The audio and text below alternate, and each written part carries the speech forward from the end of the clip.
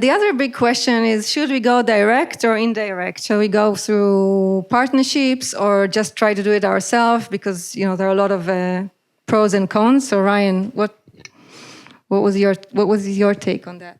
Yeah, so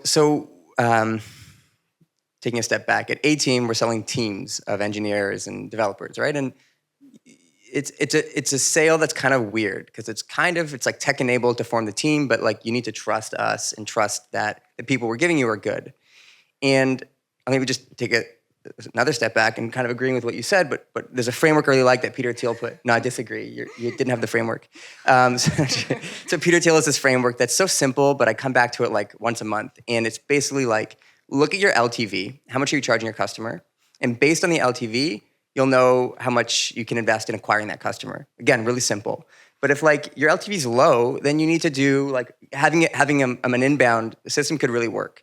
But if your LTV is like, $10,000, $100,000, $1 million, probably inbound won't work that well. And so for us, our LTV is pretty high, right? People are spending 150, 200K a year on a developer, and we have teams of 5 or 6. It's like big sales.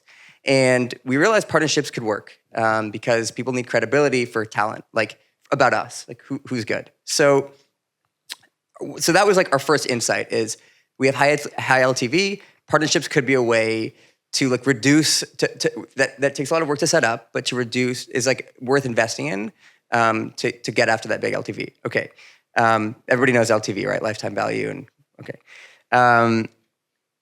What I guess, and so the question you asked is, how do you decide to do partnerships? And I think you have to talk to your customers first, like before you even investigate partnerships, and try to sell to them first. And once you understand their pain points, which is just like classic founder journey and product market fit, which is interesting, you start to see like who do they go to when they're trying to solve that problem.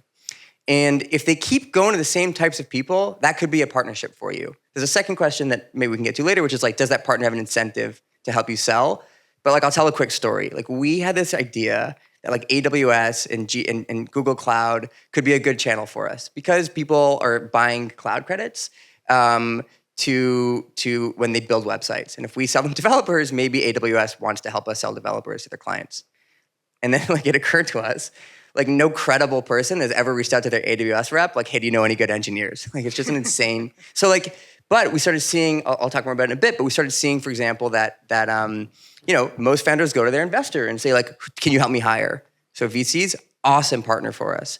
And so I would just think about like, really seriously, if there is so that's one, is who do they go to when they need help? And two is, do your customers maybe have someone else pay for their pain point, right? So like a lot of companies will sell benefits through employers to employees, B2B2C kind of thing. That's a great partner. But you only know that when you go to the employees first and figure out like, oh, they really need this thing and someone else is paying for it, so we can go to that person. So just to summarize, start with the customer, understand what their pain points are, understand how they solve them. And if there's a person they go to a lot that they trust to give them that answer, that maybe could be a good partner for you.